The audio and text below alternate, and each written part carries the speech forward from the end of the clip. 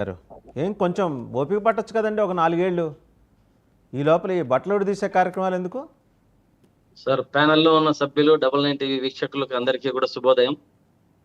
మన అధికార ప్రతినిధి గారు మాట్లాడుతూ ఇంతకుముందు 2 క్వశ్చన్లు వేశారు నాకు కూడా. వాసుదేవన్ గారు, హలో, వినిపిస్తుంది, చెప్పండి. వినిపిస్తుందా?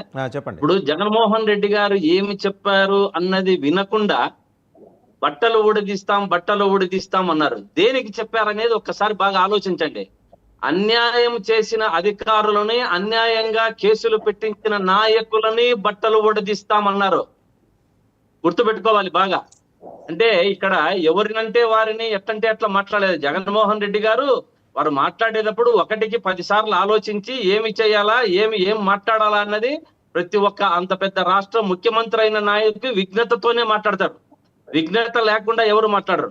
కోడాల నాని గారు కూడా ప్రశ్నించారు. కోడాల నాని గారు మన వీళ్ళు క్వశ్చన్ వేసిన మహిళా సరే, వారు వేసే ఏదన్నా ప్రశ్నలు కూడా ఆయనే ఎక్కడ భయపడి పరిగెత్తలే, ఎక్కడ భయపడి పారిపోలే. ఆయనతో ఏదన్నా ఇంటర్వ్యూ కావాలంటే, ప్రతినిధులు వార్తలు తీసుకోవాలంటే వారి దగ్గరికి పోవాలి. మీరు కనపడటం లేదే, మీరు భయపడి వెళ్ళిపోయినారా అనడం చాలా తప్పు. ఆయనకు అదే కించపరిచే విధంగా మాట్లాడారు ఆమె కూడా. కాబట్టి ఎటువంటి ఏ పరిస్థితుల్లోనూ మీరు అడిగారు 144 సెక్షన్ వస్తుందంటే దానికి సమాధానం చెప్పలే మన తెలుగుదేశం అధికార ప్రతినిధి గారు. ప్రజా సంద్రము, ఇది ఎట్లుందంటే నిన్న విజయవాడలో ఇంకా ఈ రోజే వైసీపీ ప్రభుత్వం వచ్చిందా అన్నట్లు ఉంది. అంటే అటువంటి దీంట్లో మీరు మామూలుగా చెప్తుంటారు. ఎప్పుడు కూడా ఏది పోలీస్ అధికారులను అడిగినా కూడా ఏ యొక్క శాఖలో మాట్లాడినా ఇంతవరకు ఇంకా వైసీపీ వాళ్ళే ఉన్నారు. ఈ రోజు కూడా అదే జరిగినట్లు అనిపిస్తోంది మన చౌదరి గారు మాట్లాడే విషయం వస్తే. అంటే మీకు ప్రాధాన్యత ఇవ్వడం లేదు అధికారులు అన్నది స్పష్టంగా మీకు మీరే చెప్పుకుంటున్నారు. గతంలో ఇప్పుడు చూసాం, ఏ డిబేట్ లో కూడా ఏది మాట్లాడినా, ఎక్కడ నాయకులు చెప్పినా సాక్షాత్తు చంద్రబాబు నాయుడు గారే, పవన్ కళ్యాణ్ గారే అధికారులు మా మాట వినడం లేదు. ఎందుకు మీరు అధికారులు మాట వినడం లేదంటే మీలో లోపం ఏముంది అనేది గుర్తుపెట్టుకోవాలి.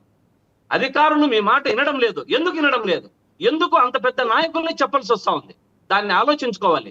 అంటే ఇప్పుడు కూడా జగన్మోహన్ రెడ్డి గారికి పారుగానే ఉన్నారని మీరు అనుకుంటున్నారా? కానీ నిన్న అరెస్టు జరిగాయి కదా.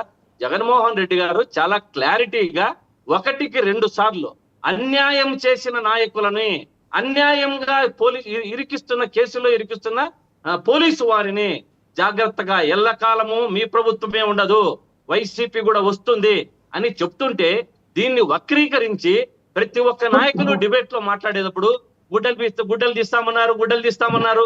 ఎందుకు తీస్తామన్నారు అనేది ఒకసారి క్వశ్చన్ వేసుకోండి అని చెప్తున్నా. ఒకసారి క్వశ్చన్ వేసుకోవాలి.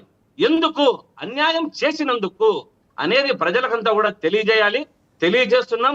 మీ అన్యాయానికి, మీ ఇప్పుడు జరుగుతున్న పాలనకి ఈ రోజు రాత్రి ఏంటో సంచలన విషయం వెల్లడిస్తారట. మీ వైఎస్ఆర్సీపీ అధికారిక వెబ్సైట్ లో ట్వీట్ చేశారు.